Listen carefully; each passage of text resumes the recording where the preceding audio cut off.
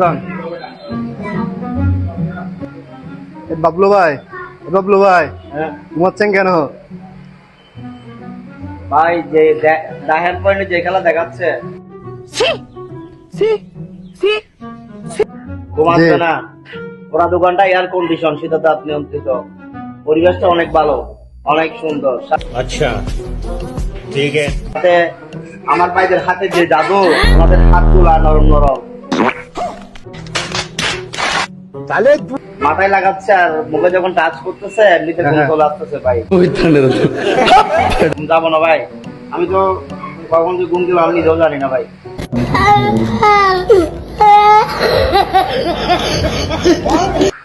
যা হোক, আপনারা সবাই এখানে আসবেন, এটা হচ্ছে কথা ভাই, কথার মোড় নাই এখন ভাই, কাজ করেন তো ভাই।